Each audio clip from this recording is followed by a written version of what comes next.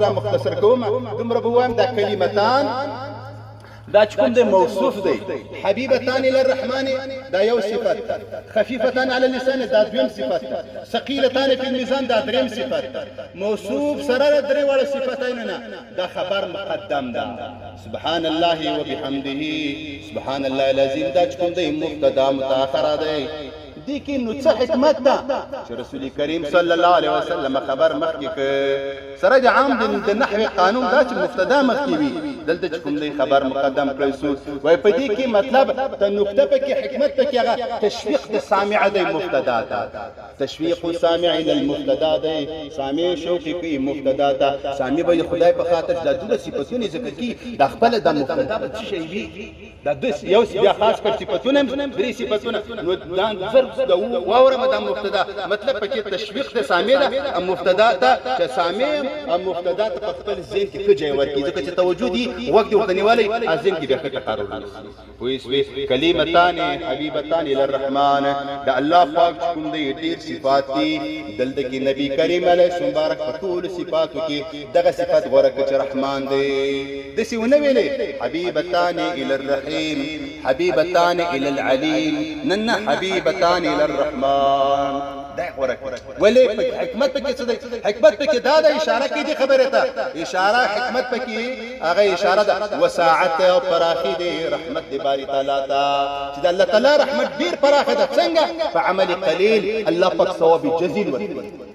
الله پاک په عمل قلیل په لږ عمل سره ثواب جزیل ډیر عمل ورکړي دلیل باندې اقا حدیث دی په کتاب الاذکار کې راغلی دی حدیث مبارک راځي مسلمانانو ته ذکر کوي او د نن د وظیفه وګرځوي نبی کریم صلی الله علیه وسلم مبارک فرمایي هر څوک چې د ورځې سلزلې باس سلزلې په هر ورځ سلزلې دا وایي سبحان الله وبحمده سبحان الله وبحمده دورا سبحان الله وبحمده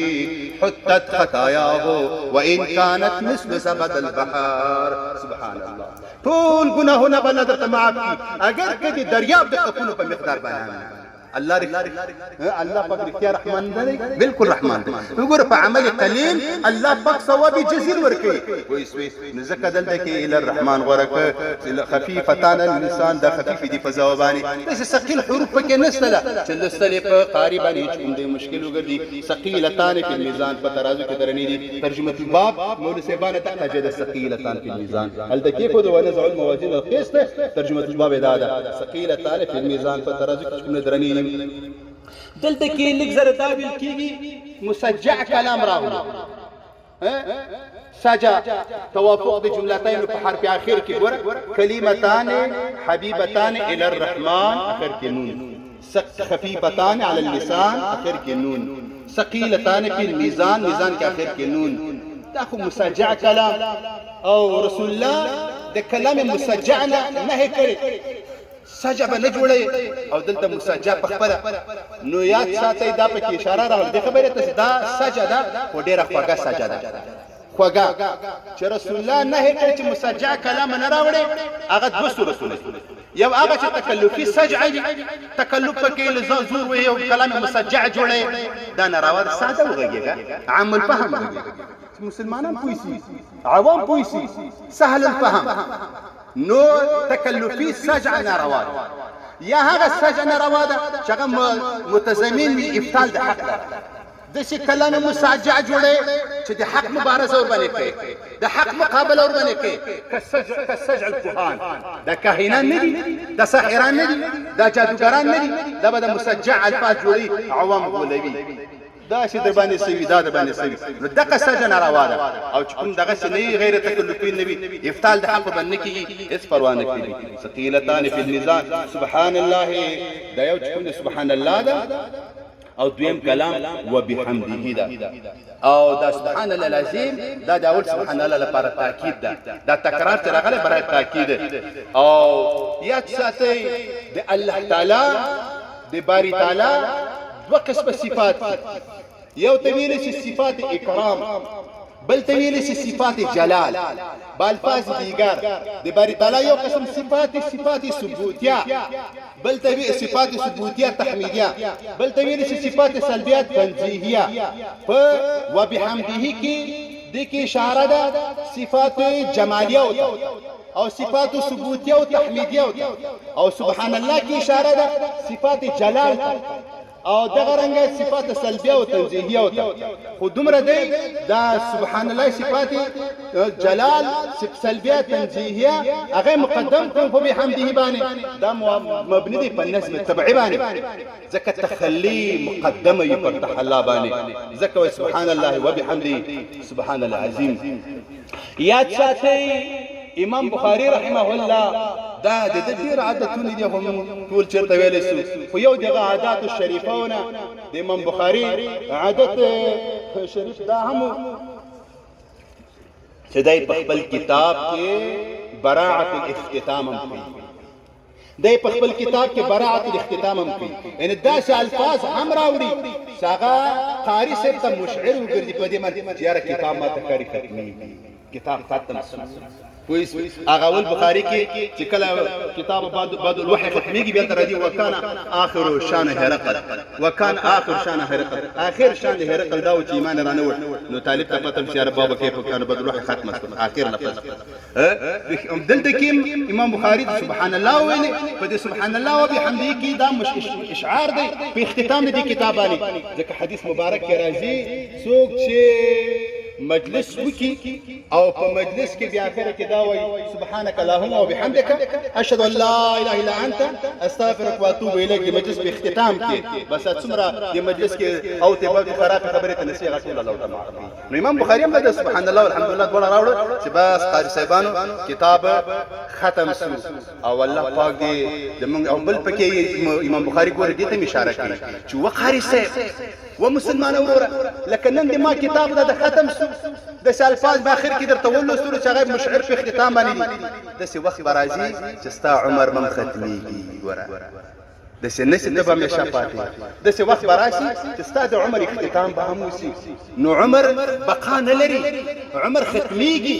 نو الله پاک دې موږ تاسو ټول حسن خاتمه برابر کړي. اخر کې خپل فضلاو ته وایم علیکم بتقوى الله خاصه،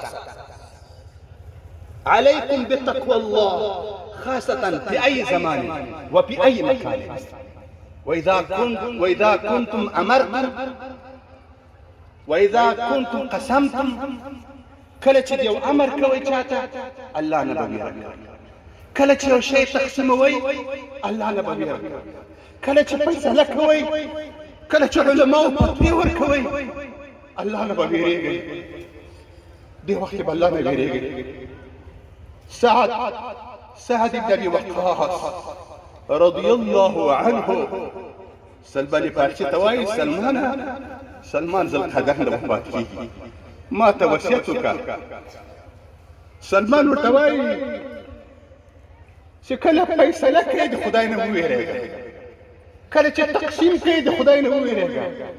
کله چې فتوی ورکوي د خدای نه وویریږه، او چې هر چېرته د خدای نه وویریږه. نو زه خپل فضلا ته وایم چې علیکم بتقوى الله خاصه، او دویم درته دا وایم چې د مناسبو منصبونو او عهدو نه ځان وساتئ، او دریم درته دا وایم چې د محل د فتنو نه ځان وساتئ، د محل د فتنو. څلورم درته دا وایم چې تاسې د خپل قوم امامان جوړ شئ، او د خپل قوم داعیان الی الخیر جوړ شئ، او د خپل قوم مصلحین جوړ شي. کله به ما خپل شاګردانو دام دعایو ډېرې کوي، خدای د ما هر شاګرد خپل قوم کې مقتدا دی، خپل قوم کې د خدمت لپاره قول دا خپل قوم بچیان سپاره ورته وایي، قاعده بغدادي ورته وایي، زور مو واه چې زه د کافیه وایم بخاري وایم، زه همیشه وایم والله اعلم چې د الله رضا په بخاري کې دی که د الله رضا په بغدادي کې دی. بخاري کې سړي نه علو وسي، عجب وسي، لویره نه دا ماشومان دې تربیت به کوئ او تدریس به کوئ، او د منګه شاګرد صدیق الله الله دې درجات عالی ورته ورکړي، ډیر محب و ډیر مشفق او د موږ تاسې د فراق راځي خو الله بله اخره کې دام درته وایم چې دې جامعې سره مولوي صاحبانو ضیاء المدارس سره خپل تعلق به نه ختموئ. دا نن چې ستا پګړۍ وتړل سو ته بس لاړه ضیاء المدارس مې یاد ووت. نه دا ستاسو مدري علمي دی. په خدای درته قسم کوم دا ستاسو لپاره ښه شی وي. ستاسو لپاره د نفع شی وي. ستاسو لپاره د خیر شی وي. او ستاسو لپاره د دفع د فتنې شی وي. د شر ځای نه نو د خیر ځای به تاسې نه هېروئ. هر قسم تعاون سره نو ضیاء المدارس به تاسې نه هېروئ. ما به هم نه هېروئ. ما به نه هېروئ. د ما بچیان به هېروئ او خپل استادان به ټول نه هېروئ. سبحان ربك رب العزة عما يصفون وسلام على المرسلين والحمد لله رب العالمين.